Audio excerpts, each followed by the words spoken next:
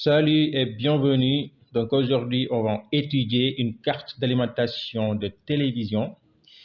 Elle m'a été envoyée par un client. Donc on va l'étudier ensemble.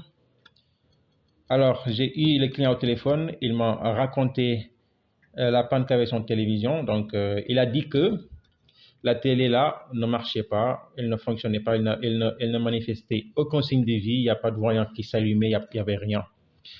Donc dès lors, je lui ai dit, ça doit être un problème d'alimentation. Parce que s'il n'y a pas de voyant qui s'allume, si on n'a pas le stand-by, certainement on a un problème avec la carte d'alimentation. Alors je lui ai dit de m'envoyer la carte d'alimentation qui est ici et que nous allons étudier ensemble. Maintenant, avant de faire les tests, les mesures et de se lancer dans la quête, la recherche de panne, je vais dans un premier temps vous expliquer sommairement le fonctionnement de la carte et les méthodes que je vais utiliser, la méthode que je vais utiliser donc pour cette réparation-là. Donc, tout d'abord, nous allons partir de l'alimentation. Donc, c'est là où on va mettre les 220 volts Senelec. Après, la phase va entrer dans un fusible qui va servir de protection. On a également un VDM qui sera entre phase et neutre et protégera contre les surtensions. S'il y a par exemple une surtension, la VDM va se court-circuiter et va par la même occasion faire sauter le fusible, protégeant ainsi la carte, n'est-ce pas? Donc ça, c'est un condensateur de filtrage qui est entre phase et neutre. Après, à la sortie du VDM, phase et neutre vont attaquer les bobines de filtrage. On sort des bobines de filtrage pour venir dans le pont de diode, n'est-ce pas? Donc ça, c'est un relais qui va permettre, donc ce relais-là particulièrement, elle a les contacts normalement fermés. Donc s'il a les contacts normalement fermés, ça veut dire que dès que nous mettons les 220 volts à l'entrée, on va les retrouver dans l'entrée du pont de diode. C'est-à-dire que le relais là, elle sert ici de protection, n'est-ce pas? S'il y a par exemple un problème au niveau de la carte mère va envoyer un signal donc au niveau de la bobine du relais, ce qui va permettre d'ouvrir les contacts du relais, empêchant ainsi la carte d'être alimentée. Donc ça, c'est une protection, quoi, n'est-ce pas?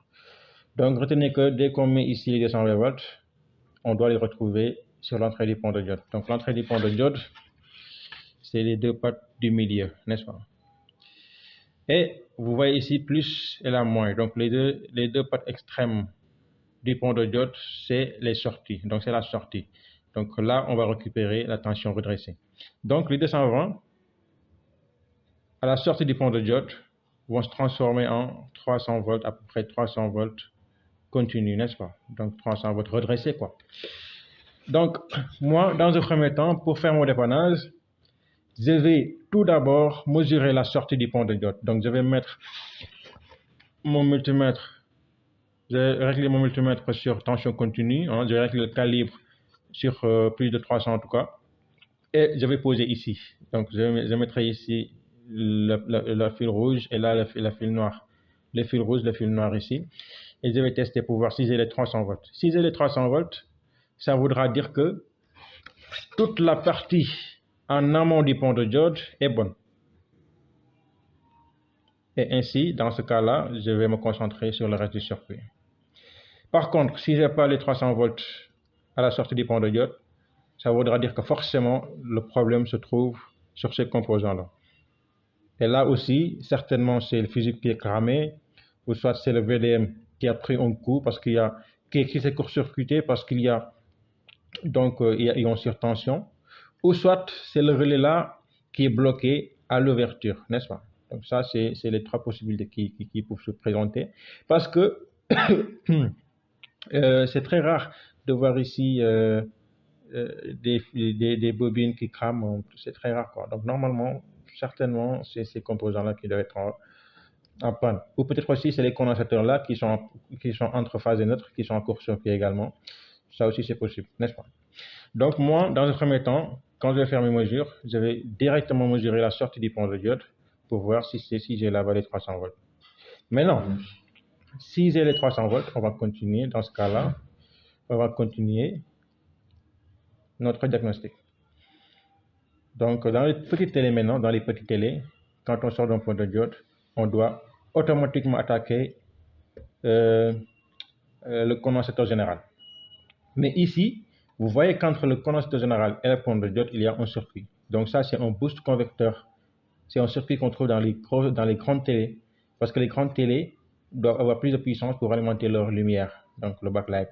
Donc pour cela, il faut augmenter les 300 volts là à 390 par exemple, avant d'attaquer le condensateur général. Donc ça, c'est un boost convecteur. Donc quand on va sortir du pont de diode, on va attaquer les bobines. Sortir des bobines, attaquer une diode. Maintenant, entre la diode et la bobine, on va trouver là-bas des transistors, donc un transistor. Donc ça, c'est deux transistors qui sont montés en parallèle. Donc on va trouver là-bas un transistor. Maintenant, comment ça se passe? Le transistor là, il est commandé par un signal PWM. Donc il y aura un oscillateur qui se trouve derrière, n'est-ce pas? Et cet oscillateur là va permettre de commander la gate de ces transistors là. Donc en commandant la gate de ces transistors là, à la sortie, donc après la diode, on va retrouver là-bas une tension plus grande que la tension d'entrée. Donc on va trouver là-bas une tension augmentée, n'est-ce pas? Donc le boost, c'est ça qui va permettre de faire. Il va permettre de transformer les 300 volts en 390 volts. Donc il va légèrement les augmenter avant de les envoyer dans le condensateur général, n'est-ce pas? Mais ceci, on peut l'avoir que si on envoie un signal PS-on sur la carte d'alimentation. Le signal PS-on, qu'est-ce qu'il va l'envoyer? C'est la carte mère qui va l'envoyer. Comment il va l'envoyer? En appuyant sur la télécommande. Donc, en appuyant sur la télécommande, la carte mère va envoyer un signal PS-on sur la carte d'alimentation, ce qui va permettre d'activer l'oscillateur qui va envoyer le signal PWM au niveau des MOSFET, ce qui va permettre donc d'avoir les 390 volts au niveau du condensateur général, n'est-ce pas? C'est comme ça que ça se passe. Mais comme vous voyez ici, on n'a pas la carte mère, donc c'est impossible ici d'envoyer les PS-on. Mais ce qu'on va faire, c'est quoi? On va faire un forçage. Le forçage, c'est quoi? On va prendre les 5 volts standby qu'on va court-circuiter avec le PS-on. De ce fait, on va forcer la carte à envoyer donc les tensions, quoi. On va forcer l'oscillateur à fonctionner et à envoyer toutes les tensions de sortie. Mais ça, on ne peut pas le faire. Pourquoi? Parce qu'on n'a pas le standby déjà. Vous voyez. Donc nous, actuellement là, pour faire vite, on va sauter tout ça et voir pourquoi nous n'avons pas le standby. Pour cela, on va d'abord le repérer. Regardez, le standby, il est là. Donc STBY 3,3 volts, c'est la patte numéro 2. Donc ça, c'est le standby. Maintenant, regardez ici, tout près, nous avons un petit transformateur. C'est ce transformateur-là maintenant qui permet d'avoir la tension standby, n'est-ce pas? Donc, il a un primaire et un secondaire. Quand on va sortir du secondaire, on va attaquer cette diode-là. C'est une diode rapide qui va permettre de redresser la tension parce qu'à la sortie du transformateur, on aura une tension à haute fréquence qui va être redressée par cette diode rapide, donc on appelle diode Schottky. On sort de cette diode, on a une tension redressée qui va attaquer le condensateur que voici, qui va le filtrer pour avoir du 3,3 volts stable. Maintenant, les 3,3 volts stables là vont être envoyés à la patte 2 qui est le standby, n'est-ce pas? C'est comme ça que ça se passe. Maintenant, là, vous voyez qu'il y a un autre transformateur. Et donc, c'est elle qui va permettre d'avoir les autres tensions qui alimentent la carte. Mais regardez, là, nous avons du 12 volts. Là, nous avons une sortie 15 volts ici, n'est-ce pas? Donc, c'est ce transformateur-là qui va permettre d'avoir ces tensions-là, 12 volts et 15 volts. Et celle-là, elle va permettre d'avoir les 5 volts standby. Maintenant, le primaire, comment ça se passe? Comment est alimenté le primaire? On va partir du condensateur général. Donc, il faut savoir qu'ici, tant que la carte mère n'a pas envoyé le PS-on, le boost ne va pas fonctionner. Et quand le boost ne va pas fonctionner, c'est les 300 volts qu'on va retrouver sur le condensateur général. Maintenant, si le boost fonctionne, par ordre donc de la carte mère qui va envoyer le PS-on, c'est à ce moment-là qu'on va avoir les 390 ici. Mais si le boost ne fonctionne pas dans un premier temps, c'est les 300 volts qui se retrouvent à la sortie du pont de diode qui vont se retrouver ici au niveau du condensateur général. Et ainsi, ces 300 volts-là, après, vont directement venir sur l'entrée de la bobine du primaire. Sortir de la bobine du primaire pour attaquer ce circuit-là. C'est un STR. Cet STR-là, à l'intérieur, il y a quoi? Il y a un transistor MOSFET et également un oscillateur, n'est-ce pas? De telle sorte que on sort du condensateur général, on va attaquer l'entrée de la bobine du primaire. On sort de la bobine du primaire pour attaquer le drain du transistor à l'intérieur, n'est-ce pas? Donc c'est la patte numéro 3, n'est-ce pas? En tout cas, c'est une des pattes. On va tester ça. Après, donc, on sort de la bobine, on attaque la patte numéro 2. On attaque le drain. Après, on sort de la source pour aller sur le moyen du condensateur général, n'est-ce pas? Maintenant, après, il y aura aussi l'alimentation qui va permettre d'avoir le fonctionnement de l'oscillateur pour qu'il puisse envoyer le signal PWM au transistor MOSFET interne, ce qui va permettre d'avoir une variation de tension donc, au niveau du primaire du transformateur. Donc, les 300 volts là vont varier au niveau du primaire, ce qui va permettre d'avoir une tension au secondaire plus petite parce que c'est un transformateur baisseur. Et après, on va attaquer la diode Schottky qui va redresser ce signal haute fréquence, n'est-ce pas, cette tension haute fréquence. Et après, à la sortie de la diode, on va attaquer ce condensateur-là qui va filtrer le signal pour le fixer à 3 volts, 3, n'est-ce pas? Et après, cette tension stabilisée va venir sur la patte 2 et qui va constituer le stand-by. C'est comme ça que ça se passe. Maintenant, dès qu'on sait ça, on pourrait se dire que donc il n'y a pas de tension qui oscille ici. Donc là, je pars du principe que là, on a les 300 volts.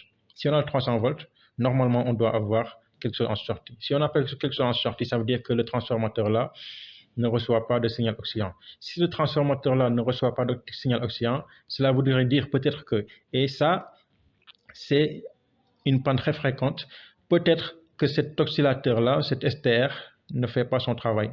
Pourquoi il ne fait pas son travail? Peut-être qu'il n'a pas sa tension d'alimentation, mais là, également, il faut mesurer donc l'alimentation du STR, peut-être qu'elle est donnée par cette bobine-là, n'est-ce pas? Mais là, j'ai pris le temps de regarder l'indication du STR là, n'est-ce pas? Et on va voir parce que là, la STR, elle doit être alimentée pour fonctionner et son alimentation est donnée par ce condensateur-là. Donc, on va voir déjà ce condensateur s'il n'est pas en court-circuit. Si elle est en court-circuit, c'est impossible d'avoir donc une tension de source, n'est-ce pas? Donc, la tension d'alimentation, déjà, elle va venir entrer dans la diode là. Là, on a une diode. Donc, certainement, elle va entrer dans cette diode qui va le redresser davantage. Après, à la sortie de la diode, on va attaquer le condensateur. Après, le condensateur va alimenter la STR. Donc, moi, j'ai même envie de voir quoi, si cette STR, si ce condensateur-là est en court-circuit ou pas. Donc là, ça pourrait... Donc, juste comme ça pourrait en tout cas, si c'est la panne est ici, on aura gagné. Donc, le multimètre est là. Je vais le régler en mode bip pour que vous puissiez entendre. Donc, s'il y a un court-circuit, on aura une sonnette tout simplement. Donc là, je filme en même temps. C'est difficile, donc ce sera difficile de mesurer. Donc, je vais inverser la carte pour voir. Donc, le condensateur là, il doit être où? Donc, elle est juste à côté de la STR. Donc là, voilà, elle est là. Donc, on va voir si ce condensateur là est en court-circuit déjà. Difficile, hein?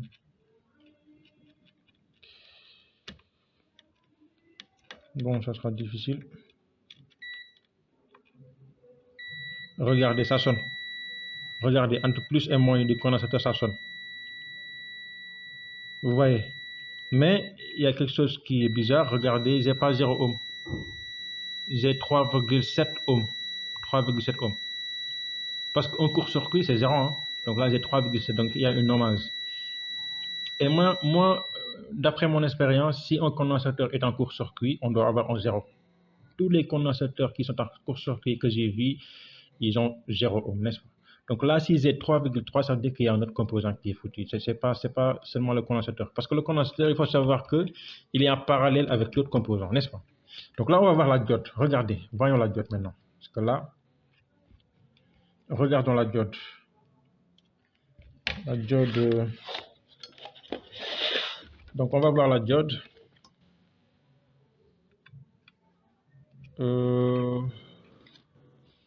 Donc la diode, elle est là. On va voir la diode. Qu'est-ce qu'elle a comme... Donc là, c'est clair qu'on a un court-circuit ici. Donc pas la peine même de faire les tests là-bas au niveau en amont du pont de diode. Regardez ici. C'est difficile. Mon Dieu. Excusez-moi.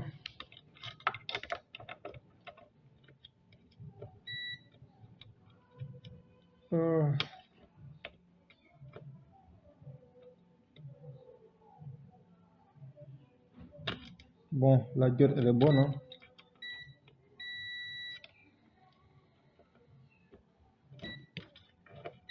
Bon, non, elle n'est pas bonne. Regardez la diode. Excusez-moi, regardez là, je suis sur la diode. Regardez bien la diode. Elle sonne et on a 1,6 volts. 1,6 ohms. J'ai dit 1,6 ohms. Hein? Donc là, ce que je vais faire, c'est quoi? Donc on va tout simplement changer la diode. On va changer la diode et le condensateur en même temps. Donc on va le changer. Par chance, même si on change seulement la diode, ça va, hein, parce que je ne crois pas que le condensateur est foutu. Donc la diode, parce que la diode, voilà, c'est ça, parce que parce que là, on sort du transformateur. Ok.